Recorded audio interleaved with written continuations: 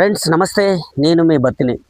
ఆ రూల్ ప్రకారం పైలట్లు అందరూ రూల్ ప్రకారం జాబ్ చేసేసరికి ఒక్కసారిగా వీళ్ళకి మామూలుగానే 100కి 30 మంది తక్కువ ఉన్నారు. ఈ దెబ్బతో 100కి 70 మంది కొరత ఏర్పడింది. ఉన్న విమానాలకి ఉన్న పైలట్లకి అసలు ఎక్కడ కూడా మ్యాచ్ అవ్వలే. ఉన్న పలంగా విమానాలన్నీ రద్దు అవ్వడం మొదలయ్యాయి. సో ఈ సమస్య వల్ల దేశంలో అల్లకల్లోలమైందంటే ఆశ్చర్యపోవాల్సింది లేదు.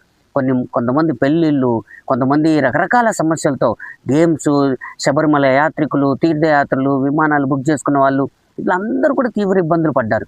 దేశీయంగానే కాదు, డొమెస్టిక్గానే కాదు, అంతర్జాతీయ స్థాయిలో కూడా వీళ్ళకి 2015 నుంచి అంతర్జాతీయ స్థాయిలో కూడా విమానాలు తిప్పే లైసెన్స్ వచ్చింది. కాబట్టి ఇతర దేశాలకు వెళ్ళే ప్రయాణికులు కూడా తీవ్ర ఇబ్బందులకు గురి కావడం జరిగింది. అంటే ముందుగానే పైలట్ల యొక్క వెసులుబాటు కూడా వీళ్ళు చూసుకోలేకపోయారు. ఇప్పటికి కూడా రానున్న రోజుల్లో భారతదేశంలో దాదాపు 1700 కొత్త విమానాలని ఆర్డర్ ఇచ్చారు మన విమానయాన సంస్థలు. దాదాపు ఇంకా 30,000 మంది విమాన పైలట్లు అవసరం ఉంది మన దేశంలో. మరి ఇంత కొరత ఉంది. మరి ఈ సమస్యకు కారణం ఇండిగోని అందామా, లేదు గవర్నమెంట్ ఆఫ్ ఇండియాని అందామా అనేది ఒక పెద్ద క్వశ్చన్ మార్క్. ఎందుకంటే మరి విమాన పైలట్లు లేనప్పుడు ఇలాంటి కొత్త నిబంధనలు తీసుకొస్తే పైలట్ల రిక్రూట్మెంట్ లేదు. మరి విమానాలయాన సంస్థలు ఎలా అని అంటే మరి ఒక సరైన అవగాహన లేక విమానయాన సంస్థలకి గవర్నమెంట్కి అవగాహన లేకుండా పోవడం వల్లే ఈ ప్రమాదం జరిగిందా అంటే అవునని కొందరు అంటున్నారు.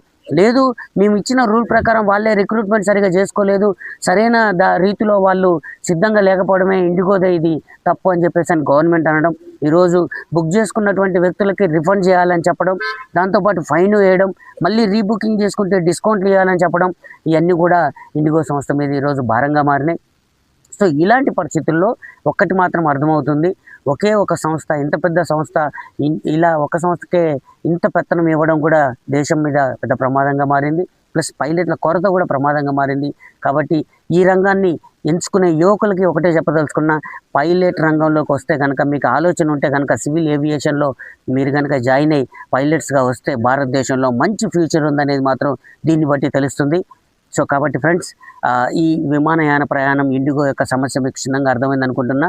ఈ వీడియో కనుక మీకు నచ్చితే మా ఛానల్ సబ్స్క్రైబ్ చేయండి, ఒక లైక్ ఇవ్వండి. మీ ఇంకొంతమందికి కూడా ఈ సమాచారం తెలుస్తుంది. Thank you very much.